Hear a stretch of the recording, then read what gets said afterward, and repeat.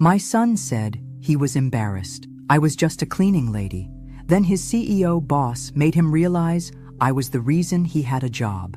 Sometimes the people we love the most see us the least, until something forces them to truly look.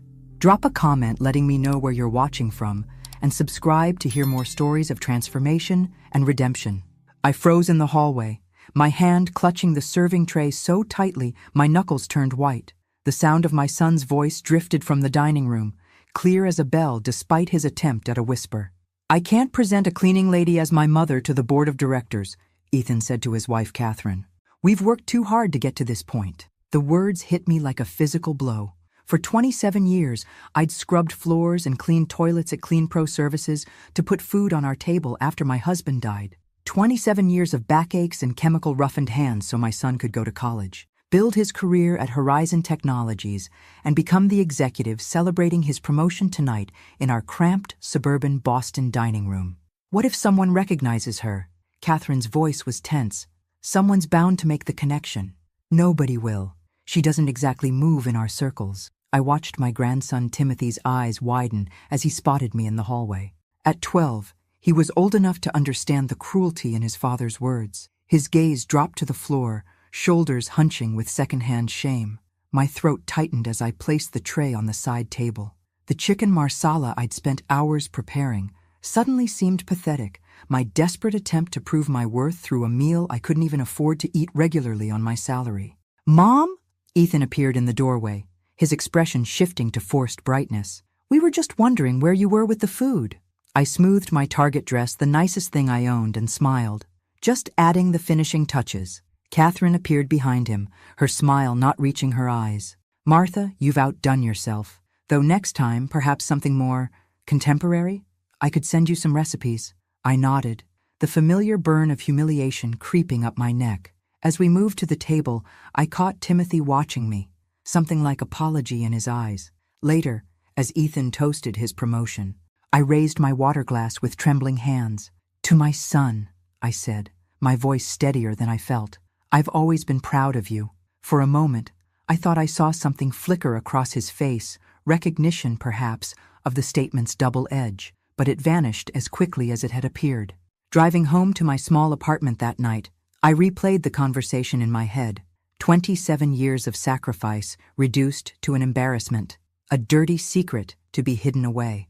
As I parked in front of my building, I noticed my hands still shaking on the steering wheel. Something inside me, something that had been bending for years, finally snapped. "Not anymore," I whispered to my reflection in the rearview mirror. I didn't yet know what that meant, but for the first time in decades, I felt something other than resignation. Tomorrow would be different. I just didn't know how. "Use the back door, would you, Martha?" Catherine's smile was brittle as she blocked the front entrance to my son's house. Behind her, I could see a dining room full of people in business attire. "We're having a little impromptu gathering." Ethan's boss dropped by with some colleagues. I stood on the doorstep, clutching the container of homemade cookies I'd brought for my regular Sunday visit with the grandkids. "I didn't know you were having a party.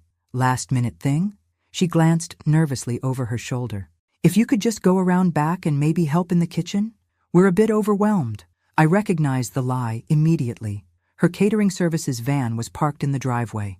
"Of course," I murmured, already stepping backward.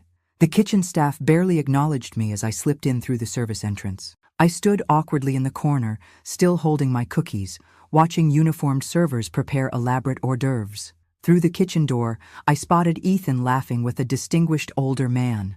My son looked completely at ease, as if his mother wasn't hiding in the kitchen like a shameful secret.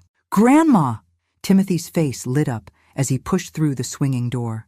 He wrapped his arms around my waist, smelling of the expensive shampoo Catherine insisted on. I hugged him back, grateful for his warmth. "I brought your favorite," I said, offering the container. "Timothy!" Catherine appeared in the doorway, her voice sharp. "What are you doing in here?" "Visiting Grandma," he answered, already reaching for a cookie. Catherine's eyes narrowed. "When we have important guests, it's Mrs. Jenkins, remember? And now isn't the time. Go back to the party." Timothy's face fell. "But now, please." After he left, Catherine turned to me. "Martha, I don't mean to be rude, but perhaps today isn't the best day for a visit." I nodded, setting down the cookies. I understand. I'll go. And next time, please call before coming over. She hesitated, then added with forced lightness, you know how busy Ethan is these days. As I drove home, I realized something had changed. This wasn't just about today. The weekly Sunday visits I'd counted on since Timothy was born were being systematically eliminated. The pattern continued. A family dinner postponed indefinitely. A school recital where my seat was mysteriously given away. Each excuse more transparent than the last. One evening, I called Ethan directly. Is everything okay? I asked. I feel like I'm being kept away. A long pause. Mom, it's not personal. It's just complicated. Complicated how? Another pause. My position requires certain appearances. You understand, right? I did understand. I was the wrong appearance. That night, I stared at my uniform hanging on the closet door, the dark blue polyester with Clean Pro embroidered above the breast pocket. For the first time, I wondered if my lifetime of sacrifice had been worth it. The next morning, I received a notification from my supervisor. Clean Pro had secured a new contract with Horizon Technologies, my son's company. They needed experienced cleaners for the night shift. My finger hovered over the Accept Assignment button on my phone. Part of me wanted to refuse, to avoid any chance of embarrassing my son further. Instead, I pressed Accept. Perhaps it was time to stop hiding. Corporate photos sure don't tell the whole story, I muttered. Wiping dust from a frame containing Ethan's professional biography on the executive wall at Horizon Technologies. The studio-perfect smile, the expensive suit, the carefully crafted words beneath the glass. Born to educator parents, Ethan Jenkins developed his passion for excellence early. Educator parents, not parent, and certainly not cleaning lady mother. I'd been working the night shift at Horizon for 2 weeks, carefully avoiding the finance floor where Ethan worked. Each night, I scrubbed and polished the offices of people who would never see me, who would never know I existed unless something wasn't clean to their standards. My phone buzzed in my pocket, a reminder for Timothy's birthday party tomorrow. I'd received a formal invitation in the mail, as if I were a distant acquaintance rather than the boy's grandmother. At least I was invited, I whispered, my voice echoing in the empty hallway. The party was worse than I imagined. When I arrived at the country club, a host directed me to a table far from the family, where the catering staff and party entertainers sat. I watched from a distance as Ethan and Catherine worked the room, moving easily among Boston's upper-middle-class professionals. When I approached Timothy to give him his gift, Catherine intercepted me. The children are playing a game right now, she said, her fingers digging into my arm as she steered me away. She leaned close, her voice dropping to a harsh whisper. I think it's better if you don't draw attention to yourself. I watched her whisper something to the children. Timothy's eyes flicked to me, then away quickly. Whatever she said had worked. He didn't approach me again. Later, I overheard a conversation between Ethan and a colleague about family backgrounds. My father was in academics, Ethan said smoothly. My mother, he faltered briefly. She was in support services. I nearly laughed at the creative phrasing. Support services. As if I'd been an administrative assistant instead of the woman who cleaned toilets and emptied trash. That night, I returned to my apartment and opened my laptop. A quick search brought up Ethan's company profile. There it was in black and white. Born to James and Martha Jenkins, both educators. My late husband had indeed been a high school math teacher before his death, but I had never been anything but a cleaning lady with an unfinished technical degree in administration. As I closed the laptop, my phone lit up with a text from my supervisor at Clean Pro. Special request tomorrow. CEO's meeting room needs prep before early morning meeting. Pays extra. I accepted immediately, partly for the money, but mostly because something was changing inside me. Each discovery of Ethan's shame felt less like a wound and more like fuel for a fire I'd long suppressed. In my bathroom mirror, I studied my reflection. The gray-streaked hair I couldn't afford to color professionally. The lines earned from years of physical labor. The eyes that had seen too much disappointment. Support services, I said to my reflection, testing the phrase. Then I laughed, a hard sound that surprised even me.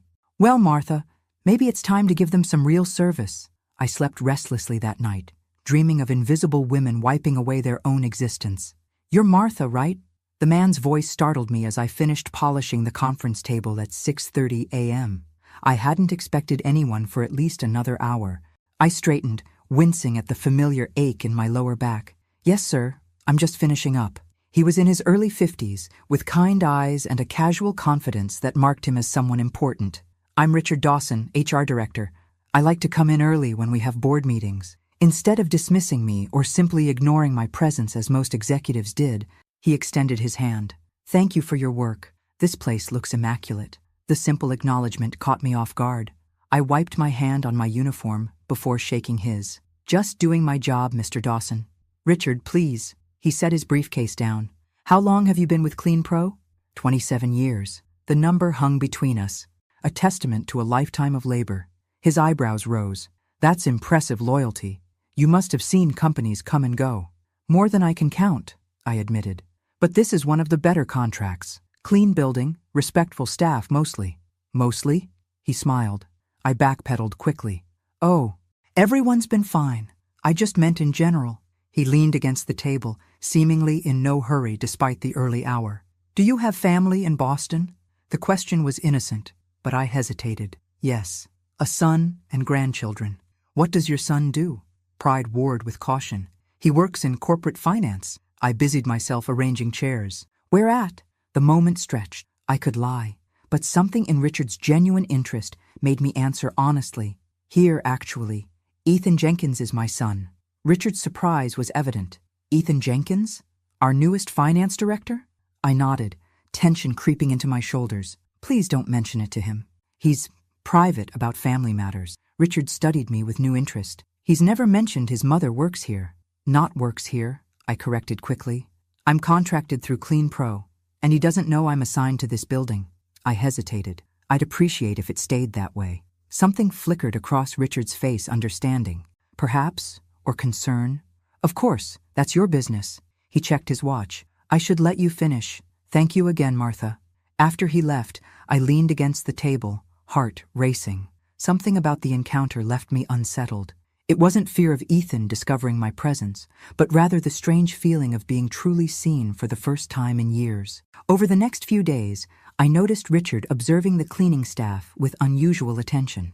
Once, I overheard him correct a young executive who had snapped his fingers at one of my colleagues. "Everyone deserves basic respect," Richard said firmly, "especially the people who make our work possible." The following week, I was dusting the HR department when I spotted Ethan through an open door, speaking with Richard.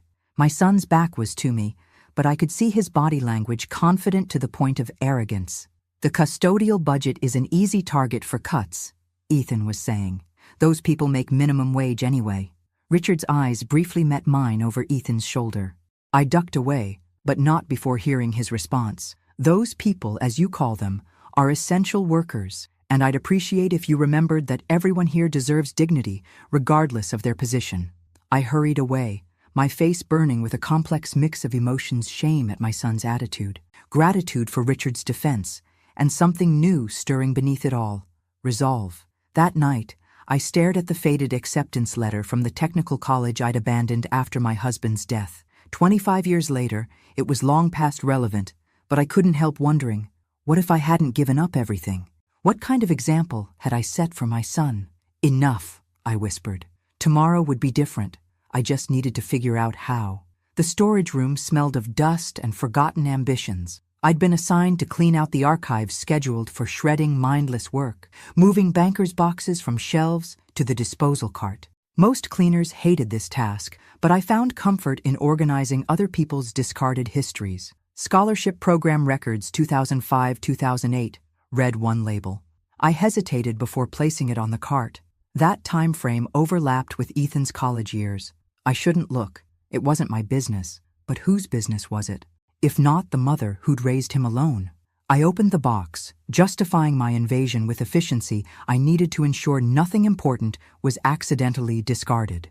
Inside were folders organized by year, then alphabetically by recipient. My fingers trembled slightly as I found the J section in 2006. There it was, Jenkins, Ethan Horizon Community Support Scholarship. I knew about the scholarship, of course. It had covered his tuition when my meager savings couldn't, but Ethan had always described it as merit-based, something he'd earned through academic excellence. I opened the folder. The first document was Ethan's application essay, filled with flowery language about perseverance, and ambition. Below it lay the scholarship committee's assessment form. Candidate qualifies under Category C, Children of Essential Service Contractors. Parent, Martha Jenkins. Clean Pro Services, 9 years service. My heart stuttered. The scholarship had been specifically for children of service workers. Ethan had never mentioned this detail. I flipped through more pages, finding a thank you letter from Ethan to the committee. His handwriting, still youthful, but unmistakably his, grateful for this opportunity that recognizes my mother's contributions to Horizon through her cleaning service. However, I request confidentiality regarding the specific category of my scholarship, as I am working to establish my professional identity separate from my origins. My hands shook so badly I had to set the papers down. He had known. All this time, he had known that his education, the foundation of his career, was directly tied to my embarrassing profession. Deeper in the file was a follow-up letter from his junior year. Have successfully transcended my humble beginnings, and would prefer all future communications exclude references to custodial services. The betrayal felt physical, like a blow to my chest. Not just that he'd hidden the truth, but that he'd been ashamed of me from the very beginning. I carefully returned everything to the folder, closed the box, and sat on the cold concrete floor. Tears threatened, but something harder and more determined pushed them back. That evening, I called Ethan, keeping my voice light. I was just remembering how proud I was when you got that scholarship to Northeastern. Yeah, that was a big deal, he replied, distracted. Listen, Mom, I'm heading into a meeting. Was it called the Horizon Community Support Scholarship? I pressed. A pause. I think so. It was a long time ago. Do you remember what it was for? What made you eligible? His voice tightened. Academic achievement. Academic. Obviously. Mom, I really need to go. After hanging up, I sat at my kitchen table, staring at the wall. The foundation of my relationship with my son, my sacrifice for his success, was built on a lie. Not my lie, but his. For the first time in decades, I felt something beyond hurt and resignation. Something like anger, but cleaner, more purposeful. I opened my laptop and searched for Adult Education Programs Boston. Then, with steadier hands than I'd had all day, I typed Professional Development Opportunities for Service Workers. The first result was a Horizon Technologies initiative called Career Pathways. The program description mentioned Richard Dawson specifically. I bookmarked the page, a plan forming in my mind. If Ethan had built his success on my work while denying it, perhaps it was time I built something for myself, without hiding anything. You have more qualifications than you give yourself credit for, Martha, Richard said, reviewing my application for the Career Pathways program. Treasurer of your church for 15 years? That's significant financial management experience. I shifted uncomfortably in the plastic chair across from his desk. After 2 weeks of deliberation, I'd finally worked up the courage to apply for the Professional Development Program for Service Contractors. It was just balancing the books for the congregation, I said. Nothing fancy. Richard raised an eyebrow. Managing a $200,000 annual budget isn't nothing fancy, and your technical college coursework in administration, even if you didn't finish the degree. That was 30 years ago, but you've kept your skills current. I see you've completed computer literacy courses at the community center. I nodded, remembering the Saturday mornings spent learning Excel while my peers enjoyed their weekends. I didn't want to fall behind.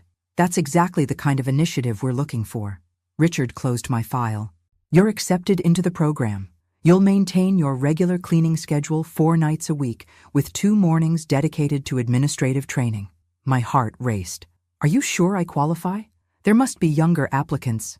Martha, Richard interrupted gently, you're exactly who this program was designed for.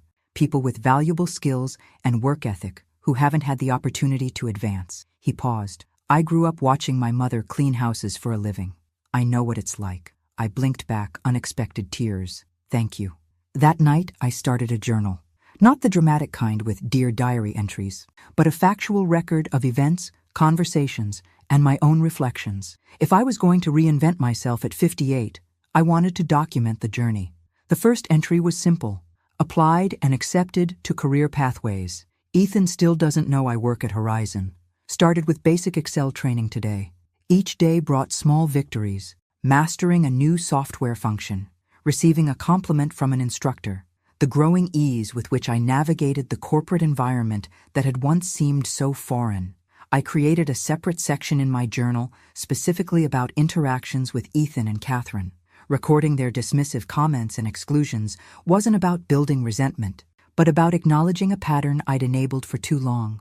3 months into the program, Timothy started visiting me after school. Catherine's busy schedule meant he was often alone until evening, and my apartment was closer to his school than their house. "Dad never talks about when he was my age," Timothy said one afternoon, helping me prepare dinner. "What was he like?" I told him stories about Ethan's childhood, his determination to excel, his paper route to save for his first computer, the nights I'd find him asleep on his textbooks. "Did you always clean buildings?" Timothy asked, his 12-year-old directness catching me off guard. "Yes," I answered honestly. "After your grandfather died, it was the best job I could get without a college degree. It paid the bills and gave me flexibility to be there for your dad." Timothy nodded thoughtfully. "Dad gets weird when people ask what you do."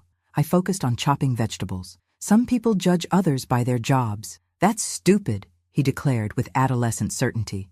"You work harder than anyone I know." His words warmed something long cold inside me. I hadn't realized how much I'd needed that simple validation. That evening, when Catherine picked him up, she noticed the administrative training manual on my coffee table. "Taking classes?" she asked, tone suggesting the futility of such efforts at my age. "Just keeping my mind active," I replied, not ready to reveal my transformation. Not yet. The next morning, as I practiced my new database skills in the Horizon training room, I caught my reflection in the darkened computer screen, straightened posture, focused eyes, a quiet confidence I hadn't possessed in years. The cleaning lady was still there, but someone else was emerging too. "Your data entry accuracy is exceptional, Martha," my supervisor in the administrative department noted, reviewing my morning's work. "Would you be interested in taking on some additional responsibility with the vendor database?" A year into the Career Pathways program, I'd established a new routine: cleaning 4 nights a week, administrative work 2 mornings, and my first ever paid vacation time approaching. My hands still showed the wear of decades of cleaning, but my employee badge now had dual department designations. "I'd love to," I replied, the confidence in my voice no longer feeling foreign. Later that evening, as I cleaned the executive floor, a task I still performed, despite my advancing administrative role, I heard familiar voices around the corner. I froze, spray bottle in hand, as Ethan and Catherine emerged from the elevator. "I still don't understand why you need to check the presentation room tonight," Catherine was saying.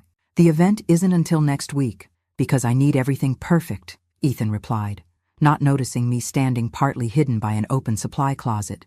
"The quarterly investors meeting is—" He stopped abruptly as he finally saw me. Recognition, shock, and then unmistakable horror crossed his face. "Mom?" The word escaped like air from a punctured tire. I straightened, spray bottle still in hand. "Hello, Ethan." "Catherine." Catherine's eyes widened, darting from my uniform to my face. "Martha, what are you doing here?" "My job," I replied simply. "I've been with the Clean Pro team assigned to Horizon for over a year now." Ethan's face had drained of color. "A year? You've been cleaning my building for a year without telling me?" "You never asked where I was working," I pointed out. "And I specifically requested assignments away from the finance floor." Catherine's perfectly manicured hand clutched her purse strap. "Does anyone know you're Ethan's mother?" The question's naked panic might have hurt me a year ago. Now it merely confirmed what I already knew. "That's not really relevant to how well I clean, is it?" Ethan stepped closer, lowering his voice. "Mom, you need to request a transfer. This is completely inappropriate." "Why?" I asked, genuinely curious about how he would articulate his shame. Because it creates a conflict of interest," he stammered. "I don't see how. I don't report to you. I don't clean your office. We're in completely different departments and shifts." "Different departments?" Catherine interjected. "What does that mean?" I hadn't planned to reveal my full transformation yet, but the moment seemed right. "I'm also part of the administrative team now. Through the Career Pathways program, I work in vendor management 2 mornings a week." Ethan's expression shifted from embarrassment to something closer to panic. "You're working in administration? Here? Since when?" "About 6 months now," I replied. "Richard Dawson has been quite supportive."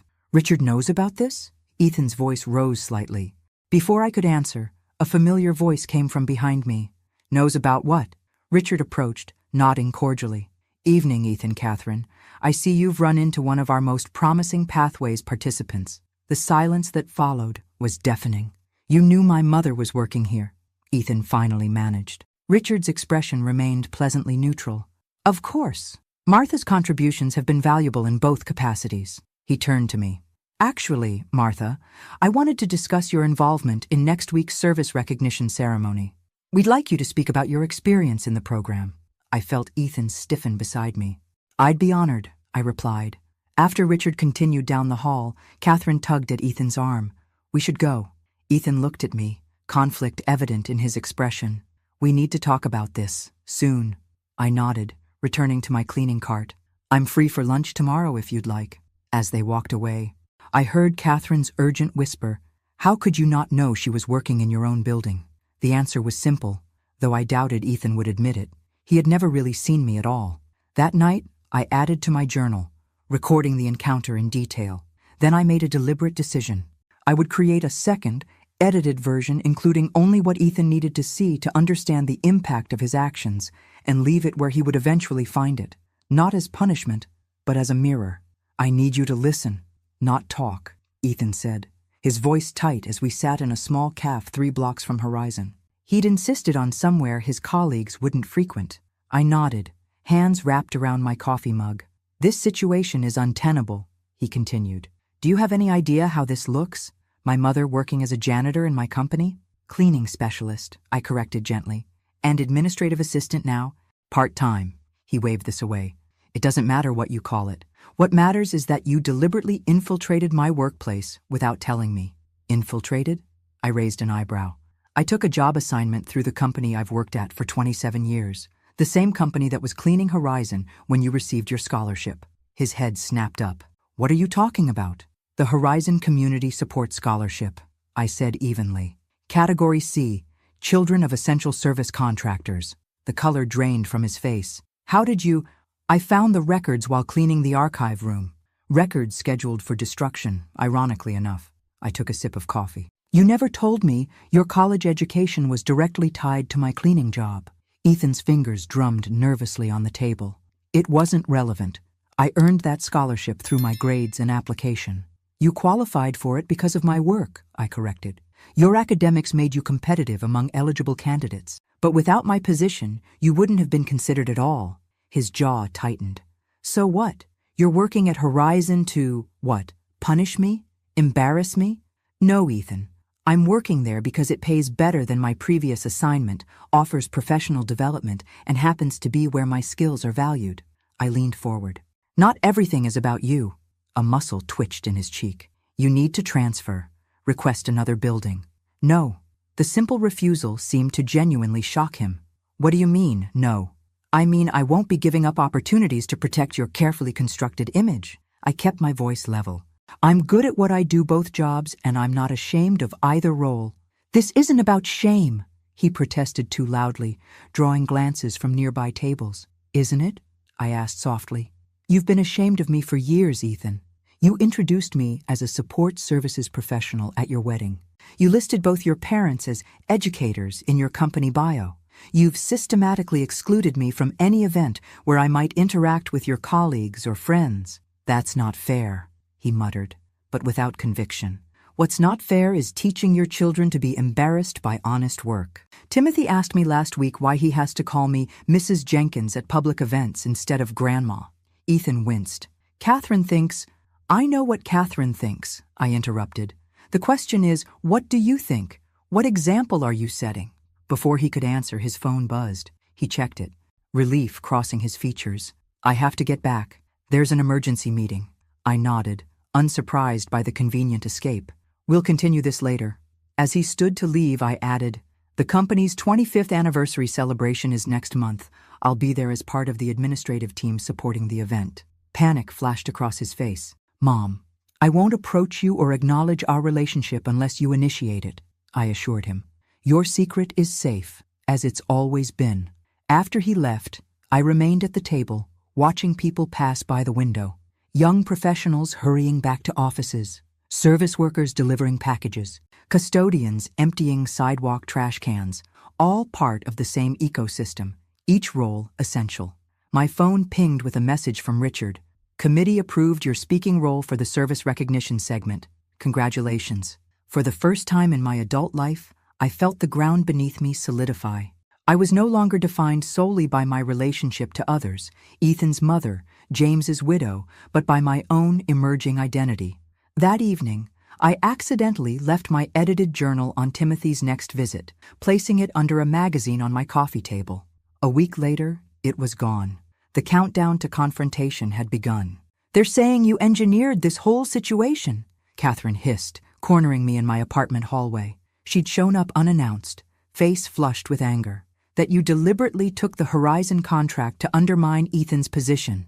I stepped back to let her enter, closing the door behind us. "Who's they, Catherine? Don't play innocent. We read your journal." She paced my small living room like a caged animal. "All those entries about Ethan's betrayal and your plan to work at Horizon. You've been orchestrating this revenge plot for months." I sat calmly on my sofa. "That journal contains facts, not plots. Everything I wrote happened exactly as described." She stopped pacing to glare at me. "You left it for Timothy to find. You're manipulating a 12-year-old boy against his parents." "I left it where anyone might find it," I corrected. "The truth isn't manipulation, Catherine. The truth," she laughed bitterly, "the truth is you're jealous of Ethan's success. You couldn't achieve anything yourself, so you're trying to tear him down." The accusation might have wounded me once. Now I recognized it for what it was, projection. "I've never wanted anything but happiness for my son," I said quietly, even when that meant accepting my own exclusion from his life. Catherine's expression faltered slightly. "He never excluded you." "No?" I raised an eyebrow. "Should we count the family events I wasn't invited to? The times I was asked to use the service entrance? The way you both react when I'm recognized as Ethan's mother in public?" She crossed her arms defensively. "You don't understand the pressure we're under. Appearances matter in our world, and having a cleaning lady for a mother ruins appearances?" "Yes," she exclaimed, then immediately looked shocked at her own admission. She recovered quickly. "I mean, it's complicated. People judge based on family background." "Like your father, the school janitor?" I asked softly. Catherine froze. "How did you—" "Timothy mentioned it once.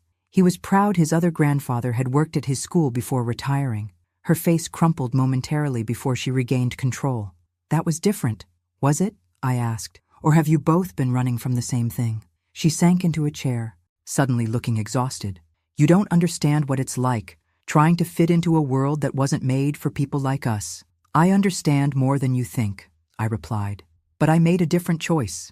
I decided to be proud of my work instead of hiding it." Catherine stared at her manicured hands. "It's too late for Ethan to suddenly embrace having a housekeeper mother. He's built his entire professional identity on a different narrative." "Narratives can change," I said.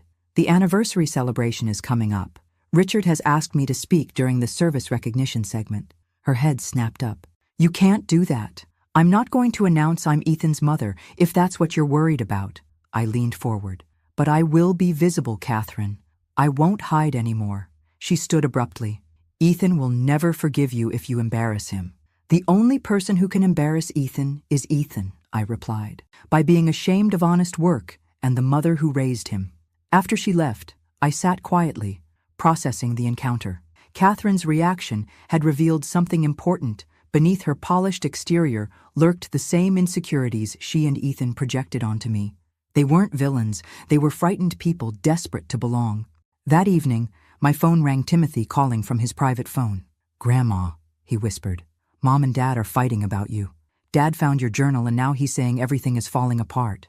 "I'm sorry you're caught in the middle," I said gently. "Dad's boss came over today too," he continued. "Mr. Dawson. He was talking about some speech you're giving?" I smiled slightly. "That's right, for the company anniversary." Timothy was quiet for a moment. "Are you going to tell everyone you're my grandma?" The question hung in the air, laden with a child's uncomplicated pride. No shame, no fear, just the simple desire to be connected. "Would you like me to?" I asked. "Yeah," he said immediately. "Then maybe Dad would stop acting weird about it." Out of the mouths of babes. "We'll see, Timothy. Sometimes grown-ups take longer to figure things out than kids do." After we hung up, I made the final entry in my journal. The truth doesn't destroy what's real, it only clears away what was false to begin with. The Horizon Technologies' 25th anniversary celebration transformed the company's atrium into an elegant venue. Crystal chandeliers hung from temporary rigging, casting warm light over tables draped in the company's colors. As part of the administrative support team, I'd spent the morning helping with final preparations, watching the space fill with executives, board members, and special guests. My heart raced as I spotted Ethan across the room in deep conversation with Catherine. They hadn't spoken to me since our confrontation 2 weeks ago. Timothy stood nearby, fidgeting with his tie, looking bored until he spotted me. His face lit up, and he started in my direction before Catherine's hand on his shoulder stopped him. Richard approached me, program in hand. "All set for your speech?" I nodded, smoothing my new dress, the first I'd bought myself in years that wasn't from a discount store. Just a little nervous. "You'll be wonderful," he assured me. "Your journey exemplifies exactly what this company should stand for, recognizing potential, regardless of position." The formal program began with the CEO's welcome, followed by a video highlighting the company's growth. When Ethan was introduced to speak about building success through determination, I watched him climb the steps to the small stage, my son confident, accomplished, and still running from his own story. "Success is built on recognizing opportunity," Ethan began, his voice steady as he delivered a polished speech about his rise through the company ranks. As he spoke, I noticed Timothy slip away from Catherine and make his way to my side of the room. He reached me just as Ethan concluded his remarks to enthusiastic applause. "Grandma," he whispered, taking my hand. "Are you really giving a speech?" I squeezed his hand. "Just a short one." "Cool," he grinned. "Dad never mentioned you were speaking too." Richard returned to the podium. "Next, we recognize the contributions of our service partners who make Horizon's success possible. I'm pleased to introduce Martha Jenkins from our Career Pathways program, who brings a unique perspective as both a longtime service contractor and a new member of our administrative team." The room filled with polite applause as I made my way to the stage, Timothy's encouraging smile following me. From the corner of my eye, I saw Ethan freeze in conversation, his head snapping toward the podium. "Thank you, Richard," I began, my voice steadier than I expected. "For 27 years, I've worked as a cleaning specialist, the last 2 of those here at Horizon Technologies. Many of you have never seen me because I worked nights while you were home with your families." I paused, scanning the room. "Invisibility becomes familiar when you work in service. We clean your offices, restock your supplies, and prepare your spaces, usually without recognition. But Horizon has been different, thanks to programs like Career Pathways." I continued, describing my journey from night cleaner to administrative assistant, careful not to mention Ethan specifically. As I spoke, I noticed Catherine whispering urgently to him, her expression panicked. "The most important lesson I've learned," I concluded, "is that no honest work should ever be a source of shame. Whether you clean floors or lead departments, your contribution matters." The applause was genuine, if somewhat surprised. As I stepped down, Richard announced, "Martha is just one example of the multi-generational impact of Horizon's community investments. Our scholarship program has helped dozens of service workers' children attend college, including some who later joined our own executive ranks." I returned to my seat beside Timothy, who beamed with obvious pride. Across the room, Ethan stood rigid, his expression unreadable. The rest of the event passed in a blur. As dessert was served, I saw Ethan excuse himself from his table and head toward the exit. Timothy tugged my sleeve. "Grandma, Dad's leaving. Are you going to talk to him?" I hesitated, then nodded. "I think it's time." I followed Ethan to a quiet hallway outside the main event space. He stood with his back to me, shoulders tense. "Ethan," I said softly. He turned, eyes bright with unshed tears. "Why are you doing this?" "I'm not doing anything to you," I replied. "I'm finally doing something for myself." "Everyone's going to figure it out," he said, voice cracking. Richard practically announced it with that scholarship comment. "Would that be so terrible?" I asked, "being known as the son of a cleaning lady who worked her way into administration?" He ran a hand through his hair. "You don't understand. I understand shame, Ethan," I interrupted gently. "I've carried yours for years." Before he could respond, the door opened and Timothy appeared. "Dad, are you okay?" Ethan quickly composed himself. "I'm fine, buddy. Just talking with Grandma." The simple acknowledgement the first time he'd called me Grandma in Timothy's presence at a public event hung in the air between us. Timothy looked between us, 12-year-old wisdom in his eyes. "Is this about you being embarrassed that Grandma cleans the building?" Ethan flinched. Timothy, it's complicated. No, it's not, Timothy insisted. Grandma works hard and helps people. What's embarrassing about that? Out of the mouths of babes. Indeed. 1 year later, I stood in front of the bathroom mirror, adjusting my blazer, not an expensive one, but well-fitted and professional. My hair, now styled in a modern cut, framed a face that looked years younger than it had when this journey began. You look great, Grandma, Timothy said from the doorway of my new apartment, a modest 2-bedroom I'd moved into 6 months ago, closer to both work and family. Thank you, sweetheart. I smiled at his reflection.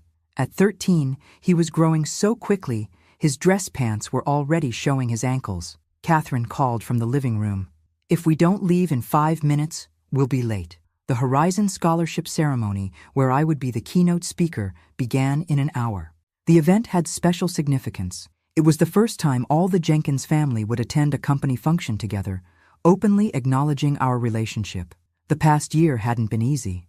After the anniversary celebration, Ethan had spiraled through several emotional phases: anger, denial, bargaining, and finally, a tentative acceptance. Our relationship remained a work in progress, with setbacks and difficult conversations. But we were really talking for the first time in decades. Catherine's transformation had been more surprising. After her initial resistance, she'd slowly revealed her own buried insecurities about her background. I spent so long pretending to be someone else, I forgot who I really was, she admitted during one painful but healing dinner. We drove to Horizon together, Catherine chatting about the community college courses she'd started taking, inspired, she reluctantly admitted, by my example. Ethan was quieter, still adjusting to his recalibrated identity within the company. Contrary to his fears, the revelation of his mother's occupation hadn't destroyed his career.